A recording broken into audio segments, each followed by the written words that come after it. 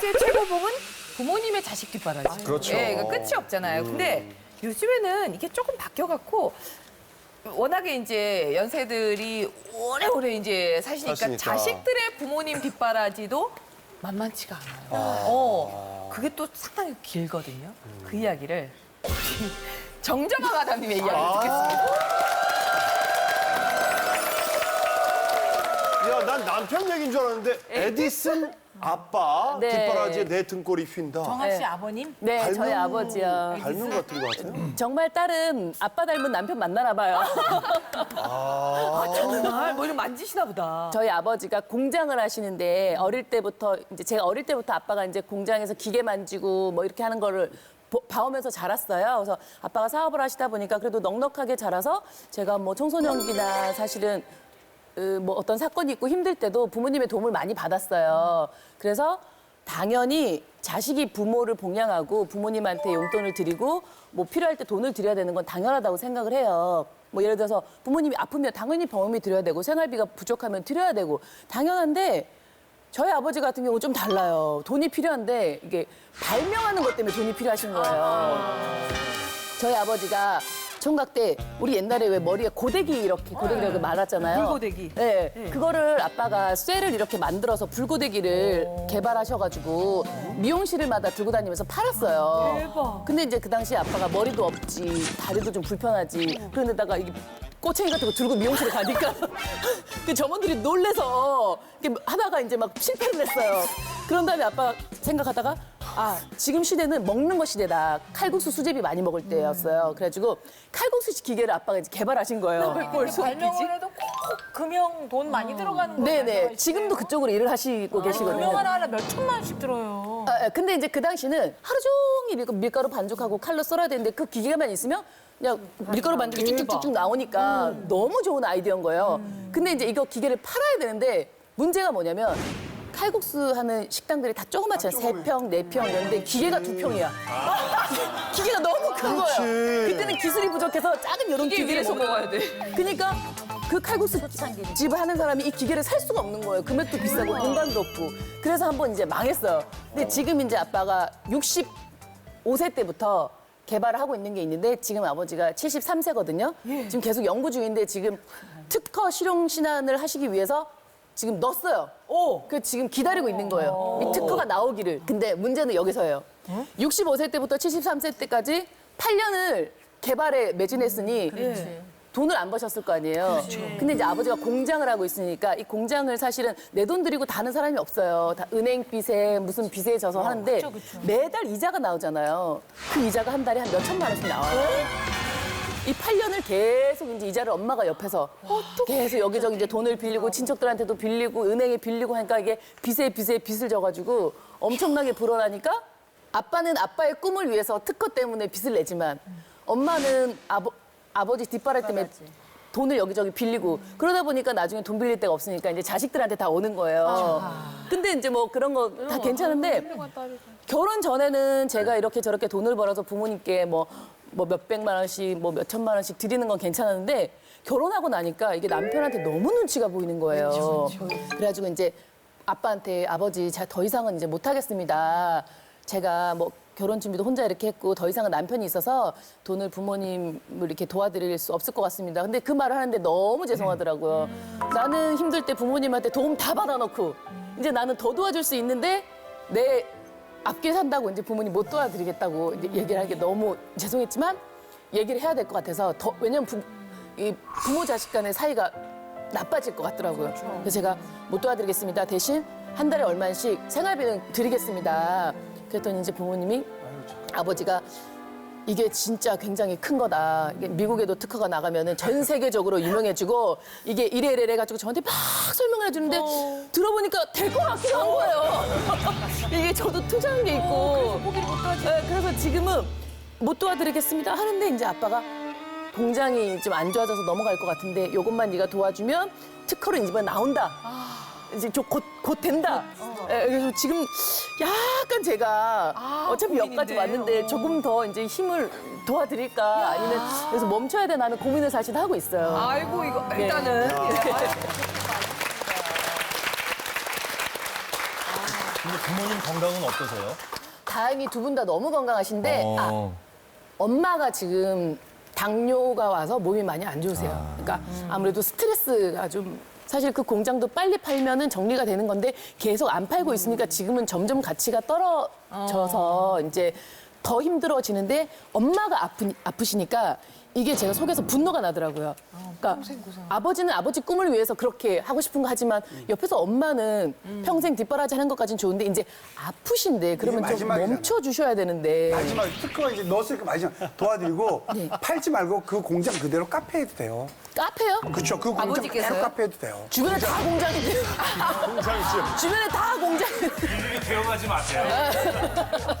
아니 근데 요즘에는 워낙에 100세 시대시고 하니까는 생활비로 뒷바라지 하는 것도 뭐 그건 옛날부터 이제 쭉 있었던 거고 굳이 그렇지도 않다면 무슨 취미 활동을 하신다든지 뭘 하면 또 그것도 한 번씩 또 이렇게 또 신경 써드려야 되는 게 있더라고요. 난데없이 저희 엄마도 지금 미나 그린 지가 몇 년이 됐는데 그냥 본인이 혼자 재밌게 하시면 되는데 내년에는 개인전 해야지. 그러니까 그거를 어디다 허공에다 얘기하지만 어제 놔두라고 얘기하는 거잖아요. 그래서 내가 아 그것도 내가 해야 되는 건가 이런 생각이 들긴 하더라고요. 그러니까 신경 쓸 일이 이래저래 좀 많긴 해요. 양가 부모님이 저희가 막내니까 다 돌아가셨는데 이제 제 친구들끼리 모임이 안 되는 거예요. 분명히 한두 달 전에 약속을 정했는데도 그 당일 되면 아버님 병원 가야 돼. 어머니 아프셔야 돼. 그래서 저도 이제 60대인데 다들 노노 시대잖아요. 노인이 노인을 병간호하게 돼 있는데 그것 때문에 본인들의 노후를 생각할 수도 없을 정도라고 해서 그런데 발명에도 한 방만 있으면 효도를 할 것처럼 이게 건강에 관련된 일인데 어떻게 안 해드릴 수가 있겠어요. 그래서 지금 전부 다 가난한 노인이 병든 노인을 부양하는 시대가 된 것 같아서 이게 정말 힘들다고 다들 얘기를 하죠. 저는 친정 결혼하고 이제 중간에 부모님이 좀 경제적으로 어려워지셔가지고 제가 이제 전국적으로 맨날 저희 친정 엄마 이제 그 망신을 시키는데 사실 저는 어떤 생각이 있었냐면 그 아빠가 초등학교 선생님이어서 이제 그 경제적으로는 좀 여유가 없으니까 엄마가 일을 하셨거든요. 그러니까 제 머릿속에는 항상 어떤 생각이었냐면 아빠는 착실하긴 하지만 엄마를 고생시키는 분. 그게 아마 우리 아빠한테도 느껴졌을 거라서 이제 그렇게 엄마가 좀 그렇게 안 좋게 되시고 나서도 사실은 아빠하고는 거의 통화를 안 해요. 주로 엄마하고 통화하고 그냥 아빠는 안부만 묻는 정도. 뭐 거의 정말 생전 정도 확인하는. 근데 한 번은 정말 아빠가 그럼에도 불구하고 저한테 말을 못 했는지 느닷없이 사촌 오빠가 연락이 왔어요.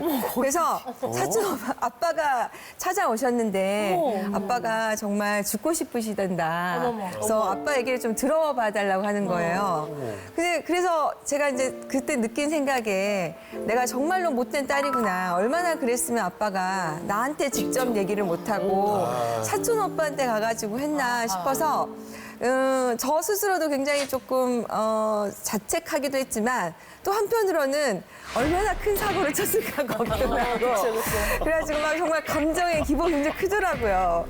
그래가지고 이제 이걸 어떻게 할까 하다가 이제 아빠한테 전화를 해서 한번 여쭤봤어요. 그랬더니 아빠가 절대 이 돈을 어디다 썼는지는 절대 묻지 말래요. 어떻게? 이제 나중에 보니까 이제 아빠 예를 들면 그럴 거 아니에요. 밖에 나가서 뭐 양소영 변호사 아버지다 하면은 밥을 얻어먹기는 힘들 거 아니에요. 그러니까는 사주시고 하시다가 그게 아빠 사이에는 카드 빚이 된 거야. 근데 그러니까 아빠는 이제 초등학교 선생님이시고 정말 한 번도 평생 실수란 걸 해보신 적이 없는 분이에요. 그러니까 연세가 이제 80살이 넘어가시니까 아빠도 평생 살면서 한 번 실수를 그렇게 하더라고요. 근데 그럼에도 불구하고 제가 어떻게 아빠한테 대하게 되냐면 이 사고를 또 칠까봐 이번에 아빠한테 뭔가 이렇게 단단히 해놓지 않으면 사고를 또 치시지 않겠나 하는 이런 마음이 발동하더라고. 그래가지고 뭔가 각서나 다짐을 마치.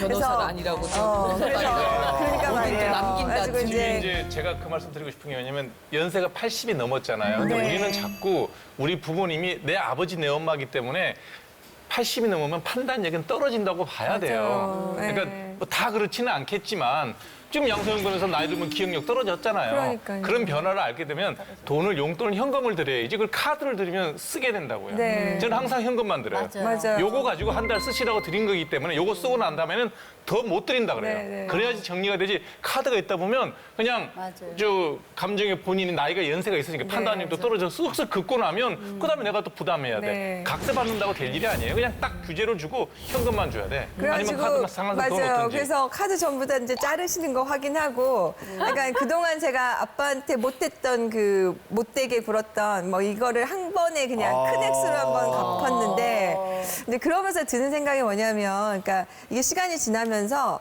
우리가 전혀 예상치 못한 일들이 부모님한테 일어나는구나.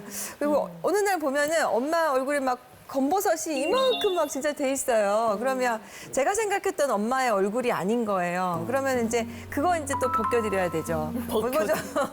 이런 것들이 계속 늘어나더라고요. 근데 이게 그때그때마다 사실 솔직히 우리 애들한테 들어가는 학원비는 하나도 안 아까운데 그게 부모님한테 들어가는 건 자꾸 계산을 하게 되고 어쩔 수 없어요. 뭔가 내리 다짐을 사랑이에요. 받게 되고 하면서 이게 자식이 효자가 되기는 참 어려운 게 아닌가 하는 생각이 들어요. 근데 이게 갈수록 많아지는 것 같아요. 저도 어렸을 때는 결혼하기 전에는 어머니한테 돈만 드리면 됐어요. 근데 연세가 드시면서 뭐가 있냐면 어디 가실 때 저랑 가서 아들 자랑하고 싶고 또 이번에 이사를 가시는데도 이사 가기 전에는 그 노인정이 가까워야 되고 거기서는 일주일 내내 밥을 줘야 되고 또 고스톱들을 어느 정도 쳐야 되고 이런 조건들이 너무 많아지시는 거야. 그래서 저도 그러다 보니까 뭐가 있었냐면 결혼을 늦어진 이유는 이렇게 막 이렇게 모시고 뒷바라지 하는 게 좀 지치는 것도 있더라고요. 그러니까 앞으로 결혼을 하면 아이도 낳고 해야 되는데 그러면 나는 뒷바라지 해야 될 사람이 좀 많아지는 거 아니에요. 그래서 사실은 그래서 결혼이 좀 늦어진 것 같아요. 그래서 결국은 저도 뭐냐면 어떨 때 누구한테 물어본 적이 있어. 저는 이렇게 뭔가 이렇게 자꾸 이렇게 뭘 이렇게 일을 해야 되죠? 물어봤더니 당신이 귀인 사주라는 거야. 그래서 왜? 했더니 당신이 누가 같이 있으면 당신 때문에 다 잘 된다는 거야. 그래요? 그럼 저는 어때요? 당신 더 힘들지? 그래서 그럼 저한테는 귀인이 누군가요? 했더니 귀인 사주가 있는 사람은 귀인이 없다는 거야. 그래서 그때 저는 뭐냐면 지금 그렇게 살고 있지만 뒷바라지가 어떻게 보면 나의 인생?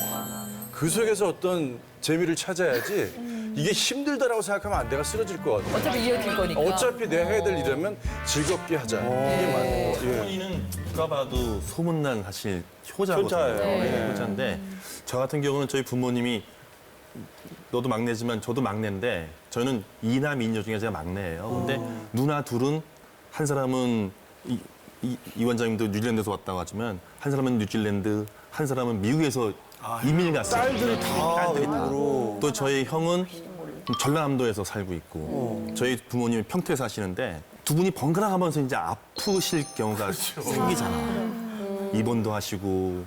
근데 갈 사람은 나밖에 없어요. 근데 전 또 가게 하고 있으니까 또 쉽게 자주는 못 가는데 그러니까 우리 아내가 가끔 그러는 거야. 왜 오빠는 형제 자매들이 많은데 왜 우리만 다 해야 돼? 그 말 들으면 미안해. 그렇죠. 네.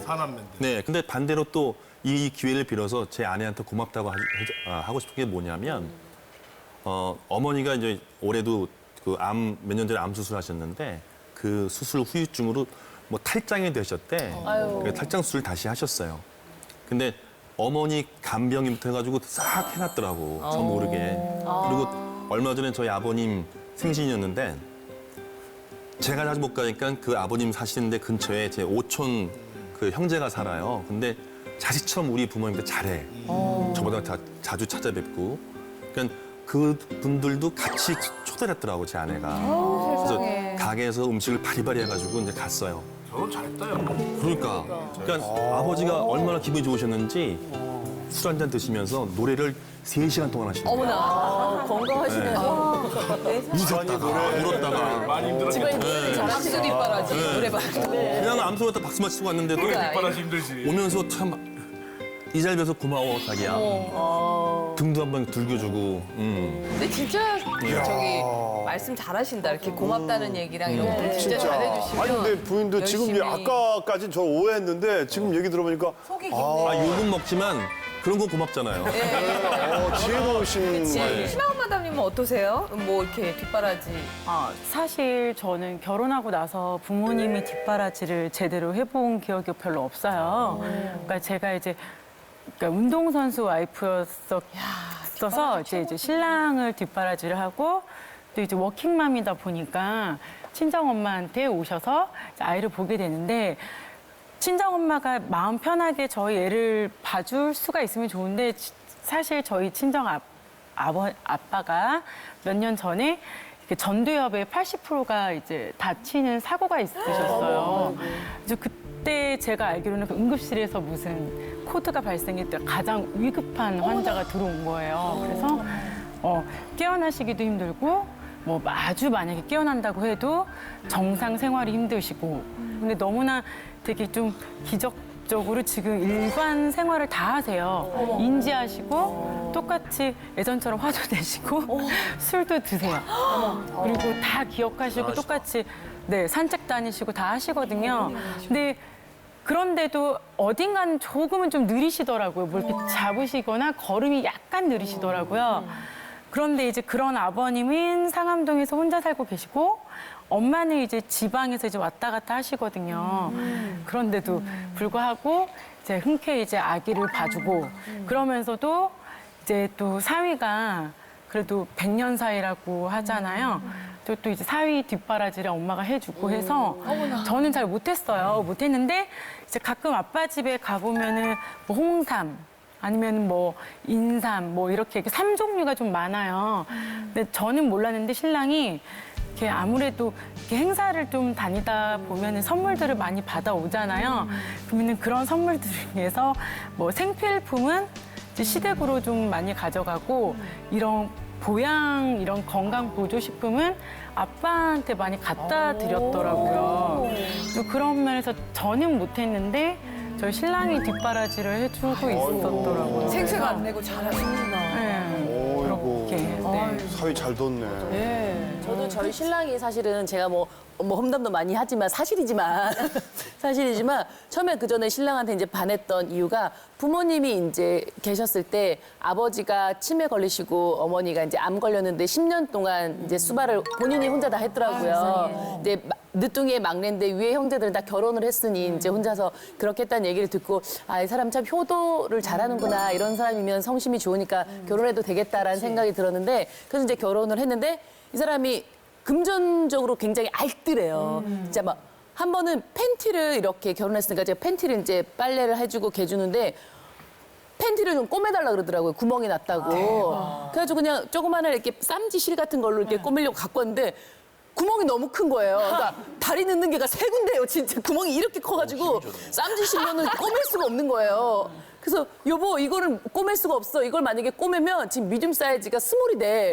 자기 엉덩이 들어갈 데가 없어. 그랬더니 그래도 자기는 꼬매있겠다. 속에 입는 건데 뭐 어떠냐. 이렇게 굉장히 알뜰한 그런 사람이 저희 부모님 이제 제가 이제 결혼하고 이제 생활비를 제가 이제 혼자서 조금씩 챙기는 걸 알고 나서는 본인이 부모님 너 부모님이면 우리 부모님기도 한데 내가 챙기겠다고 하면서 지금 저한테 주는 생활비의 반 정도를 생활비로 주고 있어요. 그래서 그렇게 알뜰하게 하는 사람이 무한리필 먹었어야지. 이혼 안 해도 될까요?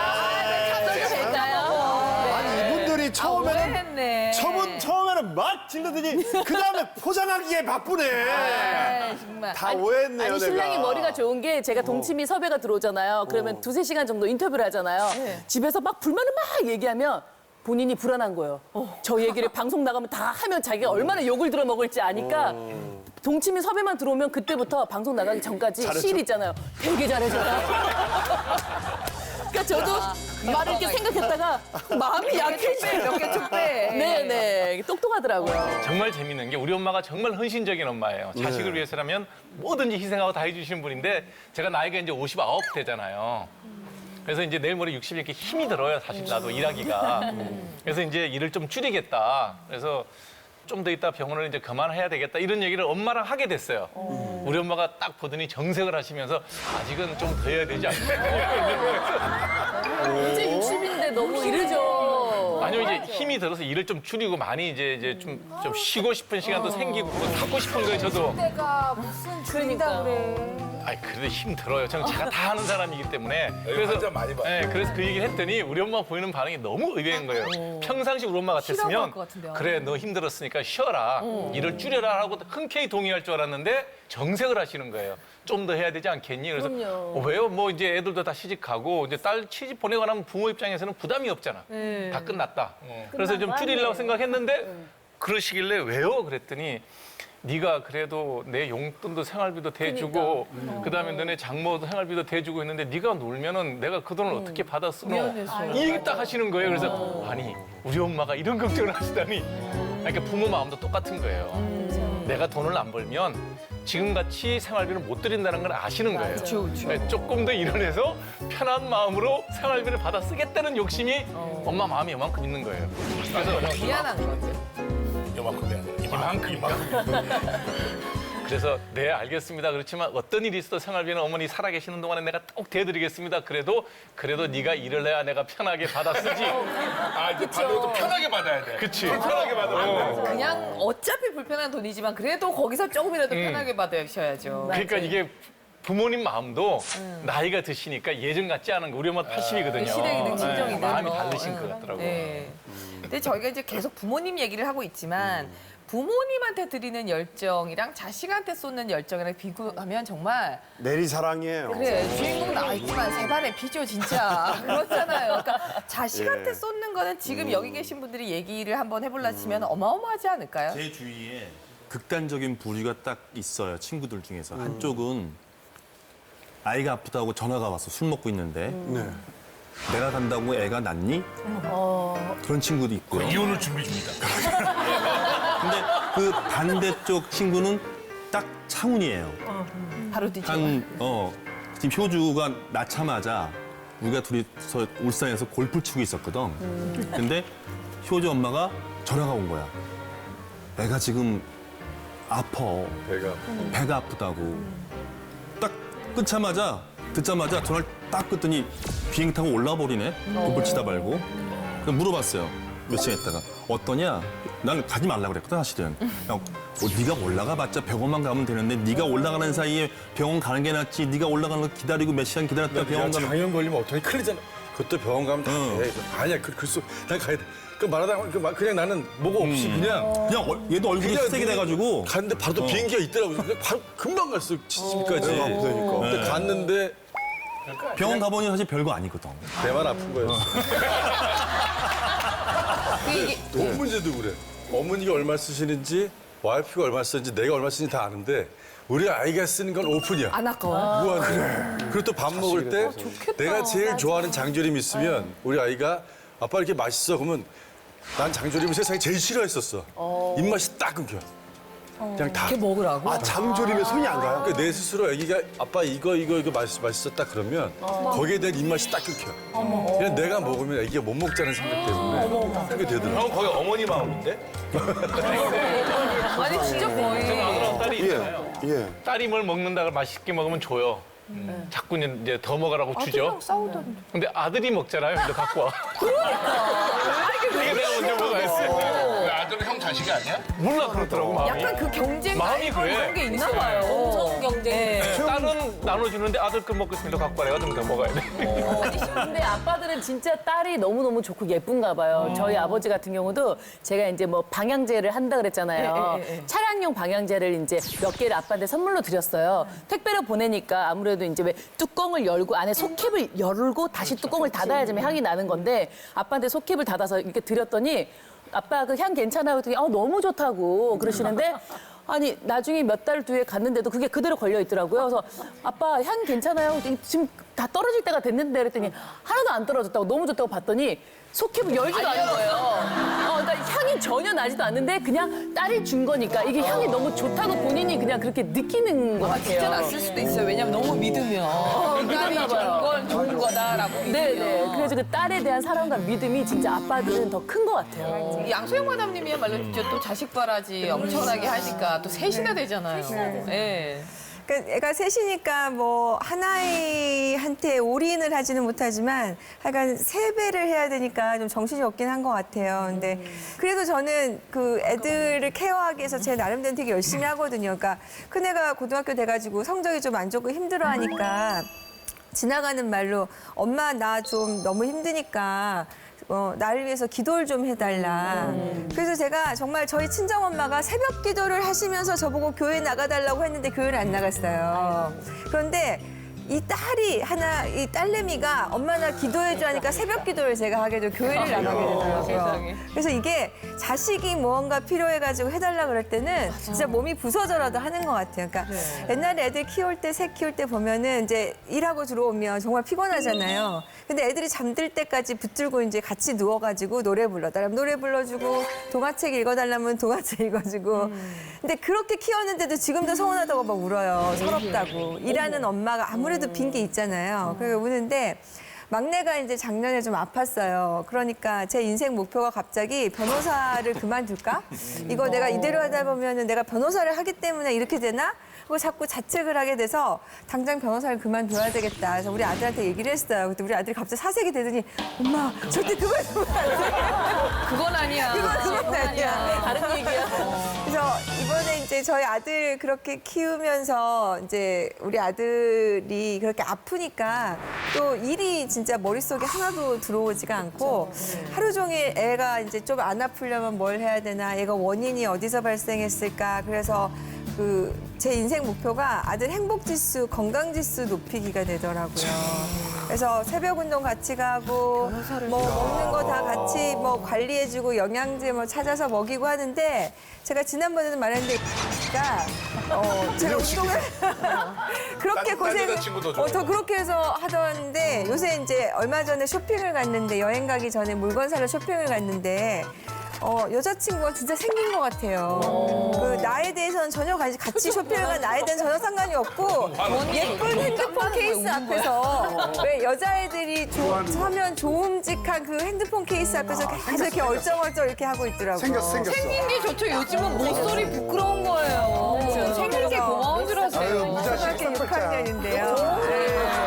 나중에 보니까는 그걸 산 것 같아 해서 나한테는 안 오고 있는데 것 같아. 보니까. 나한테는 안 오고 엄마 있는데. 기종은 아닌데. 남녀 차이가 제 딸아이들 고등학교 2학년이거든요. 근데 만약에 양 변호사님 아들과 내 딸아이가 사귀고 있다 가정하면 난 미칠 것 같아. 왜요? 얘가 벌써 남자 생겨서 어떡하려고 이거 때리려고 이렇게 되잖아. 때리려고. 때리고 싶지. 딸 가진 어때요? 아유, 저 평생 혼자 살 겁니다. 누구가? 딸이. 아들하고 딸 차이가 그렇게 되는 것 같아. 사실 자녀들은 시간을 많이 갖는 게 제일 중요한 것 같아요. 내가 걔랑 자꾸 대화를 함으로써 걔를 알고 이래야 되는데 그런 면에서 그런 게 참 시간이 없었음에도 불구하고 그래도 애들이 잘 자라줘서 그냥 반듯하게 자라줘서 그냥 감사할 뿐이거든요. 그러나 이제 첫애는 이제 그래도 장가 가서 이제 자기 살림 다 이제 했는데 딸이 아직 안 갔어요. 그래서 이제 내년에 내 계획은 딸이 빨리 시집을 보내서 아주 이제 나이 꽉 찼으니까 내가 너무 서두르지 않았나. 근데 그게 서둘러서 되는 게 아니더라고요. 뭐 중매도 시켜보고 했는데 뭐 그게 되지가 않더라고요. 그래서 내년에 계획은 걔 뒷바라지를 결혼을 하는 목적으로 뒷바라지를 좀 해야 되지 않겠나 이런 생각을 하게 되네요. 안 끝났죠. 네, 안 끝났어요. 그게 숙제입니다, 제. 저는 자식들 얘기하는 게 너무 부러워요, 사실은 옆에서. 왜냐면 사실 방송에서는 처음 얘기하는 것 같은데 제가 이혼을 했거든요. 그래서 그 이혼을 하면서 제일 힘들었던 부분이 이 아이한테 그 사실을 알려야 되는지 말아야 되는지 또 사실 아이가 뭔 죄가 있어. 부모들이 잘못해서 이혼하는 건데 저는 그래서 우리 아이 생각하면 늘 미안하고 죄스러운 것밖에 없어요. 그리고 지금도 부러운 게 뭐냐면 같이 살면서 우리 아이는 이제 아이 엄마가 키우고 있으니까 초등학교 5학년 때부터 지금까지 고2 되는 사이까지는 제가 한 달에 한 번, 두 번밖에 못 봤었거든요. 고등학교 올라와서는 더 못 보게 되고 바쁘니까. 그러니까 얘가 뭘 잘하는지 뭘 못하는지 잘 몰라. 사실은. 가끔 보기만 할 술 뿐이니까. 먹으면서도 애기 있다가 가야 되는데 안 보내. 계속 재워. 같이 있고 싶어가지고. 그러니까 아이한테는 늘 미안한 것밖에 없다는 게 해준 것도 별로 없고 또 지금 또 같이 사는 아내가 아이한테 뭐 양육비라도 보내주려면 또 이 사람 눈치도 봐야 되고 또 여기한테 미안. 미안하고 그러니까 아이만 생각하면 늘 미안한 것밖에 저는 없는 것 같아요. 평생 죽을 때까지 아이한테 그렇게. 좋은 아빠의 마음. 아직까지 구독과 좋아요 안 누르셨어요? 지금 당장 눌러주세요.